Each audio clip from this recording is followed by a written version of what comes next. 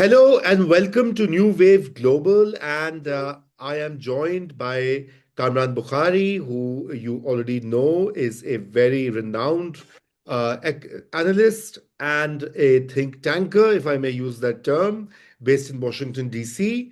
And we just got together to discuss the rather dramatic events in Venezuela, and what the United States has done. So, what was the purpose? How was it executed? What are the implications? And what do we make of the larger critique that this is violative of the international law and is a big blow to the rules based order that came into being in the form of United Nations and various treaties and conventions and systems after the Second World War. Welcome, Kamran. And without further ado, let's jump right into the Venezuelan operation, if I may call it. And what were the US objectives in executing that? Thank you, Raza. Look, for those who've read the national security strategy, it shouldn't come as a surprise. We should actually expect this because the focus of the United States geostrategy, as per the new national security strategy document that came out in, I think, December 5, uh, is the Western Hemisphere. Now, what is the biggest challenge in the Western Hemisphere to the United States? It's Venezuela because Yeah. of its decades-long behavior, its malign activities, whether it's running a narcotics business across borders, whether it's fomenting illegal immigration, enabling it, whether it's hobnobbing with the Russians, the Chinese, and the Iranians. I mean, the list goes on and on. So it should not come as a surprise that the United States, if it's going to focus on the Western Hemisphere, which it is, then it can't leave Venezuela as is to fester. And we should also now, I mean, I said this before the president's press conference yesterday during a media interview with Canadian Broadcasting, that we should watch out for what's going to happen in Cuba as well. So look, this is the southern flank of the United States. We cannot possibly allow a hostile state to exist. I think the president is right when he says that far too many successive administrations in the past have ignored this problem. And therefore, Uh, something needs to be done about it. And I think and then the question is what needs to be done about it? And then we have the concept of regime change that has become more of a buzzword than a concept. It conjures up sort of these images of the Iraq War, the Afghanistan intervention, and so on and so forth, and Libya. But Secretary Rubio came out today and said, "Look, this is not the Middle East." And he basically criticized the analytical community, the foreign policy analysis community, for being stuck in that 2001 to 2016 period where the disproportionate focus was on the Middle East. And he basically saying this is a completely different, area that requires its own set of tools to manage. And so that's how I look at it. You don't want to go in, you don't want to do these regime changes. They're messy. President Donald Trump in the past has is on record of criticizing the Iraq War, and he's never supported that. And so for him, that was not the model. The model is, well, there's not much you can do about the regime as a whole, the edifice, but if you can remove Maduro, one way or the other. First, it was being negotiated. Hey, leave, and we give you sort of, an exit package, if you will. And generous offers were given to him. He didn't take it. So then there was no choice left but to remove him. When you remove him, that sort of shocks the entire system. And you basically are trying to induce behavioral change in the regime, which is happening. And notice that the president is not in favor of, okay, let's replace this entire regime with the opposition. He's actually saying the vice president, who's served an ally, a close associate of Maduro, is okay as long as she is willing to work with the United States. And it right. seems like that's the strategy for now. no strategy is ever fully gamed out. It's impossible to do that. You have a Hmm. general understanding, you operationalize it. Once you operationalize it, you come across new realities emerge that force you to adjust course. And this is a process that unfolds. It's a work in progress, is what I'm trying to say. Correct. Very, very interesting. It's a work in progress, and certainly the US. But the critics are really concerned about the high-handedness with which the United States acted, and literally it's been called a kidnapping, the way Maduro was pulled out of the bedroom, brought to New York, and now locked up to face charges of drug trafficking and whatnot. There's a whole long list.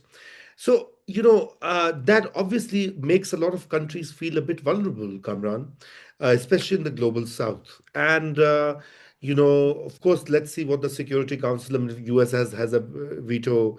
Has the veto power. The UK is with the US. France is with the US. So, in a way, if you look at the big five, it's three versus two. China, Russia will be on the other side. But I mean, what are there no alternative ways to achieve your objectives rather than carry out use such or display such brute force? Well, look, I mean, it wasn't something that the United States wanted to do, which is why Hmm. it took so long. Hmm. But look, you plan, you ideally want a negotiated settlement. But if you but you also operate from worst case, assumptions that hey, let's say there isn't a negotiated settlement, then what are we left with? And therefore you plan accordingly.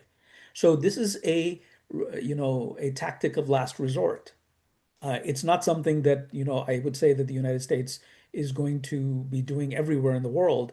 This administration of, in particular, is against the idea of intervening and in fact is retrenching from Eurasia, something that, the United States has been deeply involved in, the geopolitics of Eurasia, for, 80 years. And it brings me to the idea of this international liberal international rules-based order.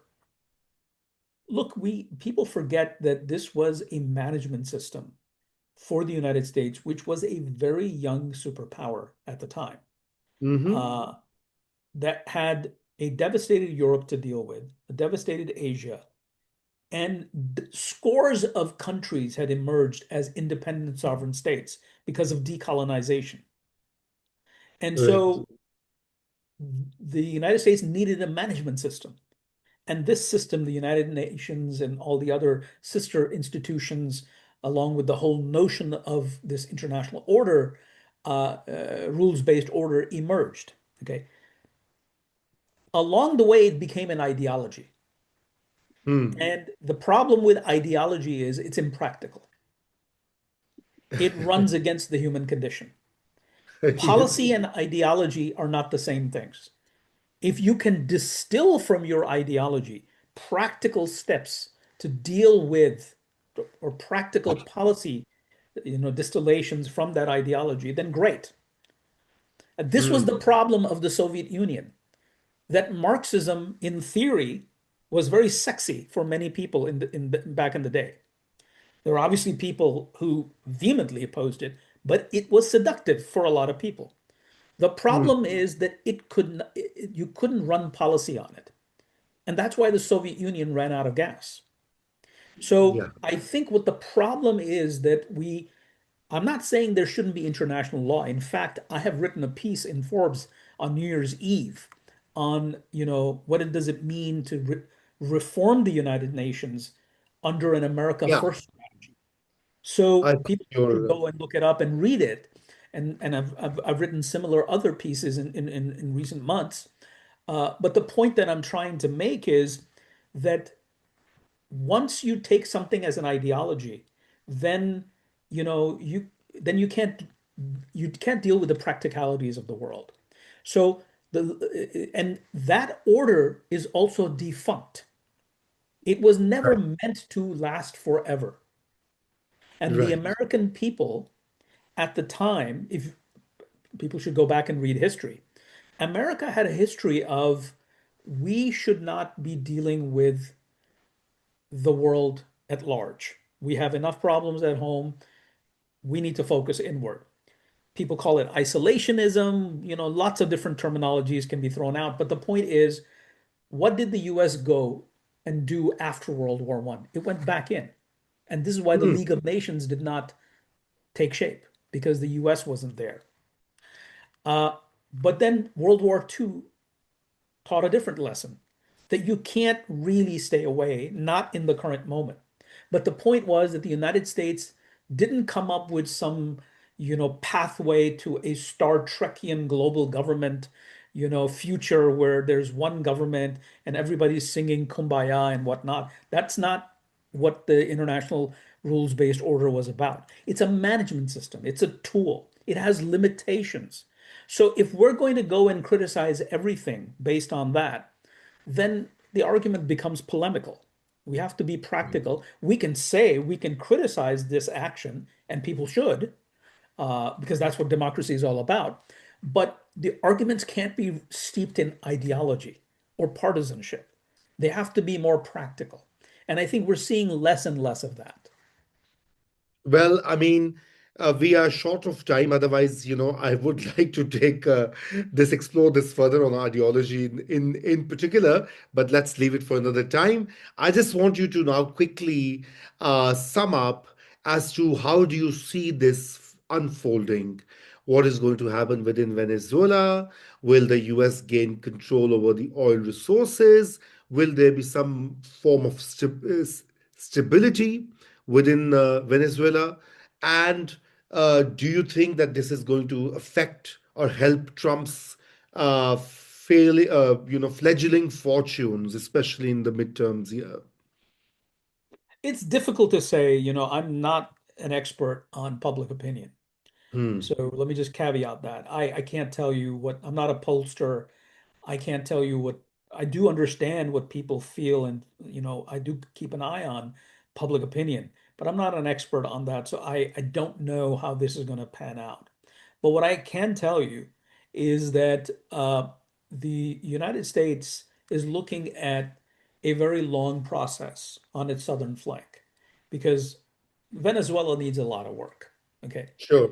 We just one guy was removed, who was, the president, and that's it. The regime is still there. Hmm. The state structure is still there. The way they do business, the drug dealers are still there. The criminal entities are still there. The people who do business with the Chinese and the Russians and the Iranians, they're still there. So this is a long-term problem that has to be solved. What what the United States does not want is to completely destabilize the country. It wants to sort of take this current situation and get it to the other side, which is where you have a country that's far more normal. It has an economy that actually works. People are not fleeing the country and flooding US borders or other borders. Hmm. So that will take time. Then there's the matter of Cuba, which is organically linked with Venezuela, and that has to be sorted out as well. So I think the United States, the Trump administration and future administrations have their work cut out for themselves. This isn't sort of like, this is not one of those quick and dirty things. This will take time, and I think the president is under no illusion that it's going to be fixed overnight. And I think that's what Secretary Rubio has been saying all day today. He was speaking with ABC, and I watched his interview, and he was trying to explain that this is uh, it's one step at a time. We one day at a time. I think that that's that. And this isn't the only problem the United States has to deal with. This is just the Western Hemisphere. There's still the Ukraine war that needs to be brought to an end. There's still the Middle East. Iran is erupting once again. How are you going to manage that? There's an accommodation that's being sought with it, China, and that needs to be brought to its sort of logical endpoint or desired endpoint. And so there are no shortages of things. So I think that there are many challenges. Yes, I mean the president does have to worry about his midterms, and as any rational political actor, He's engaging in things that are designed to maximize, you know, the sort of public appeal ahead of the midterms. He's not up for re-election, but his party is. And so Mm. yeah, I mean, it is a calculus. But I can't forecast what will happen because that's sort of beyond my pay grade. Fair enough, fair enough, exactly. But you've said enough, what I would think would interest the viewers. So the US remains the superpower, and the world is not yet multipolar because it has just pushed out China from Latin America. I mean, given a strong message to China, this is our hood. Don't think of settling in here. Yeah, I mean, am I? and this might as well be another planet for China. Okay. Oh, It's on the other side of the Pacific. China has far more problems more closer to home, just like we do. Okay. sure, And sure. so, I think we shouldn't exaggerate that. But yes, in the future, because China is becoming an oceanic player, and there's an organic linkage between Latin America, the South American continent, and the Western Pacific. So we are doing this for the future, where this isn't just sort of something in the here and now. This is looking at long-term threats that could emerge over the horizon. Great. Kamran, once again, thank you so much.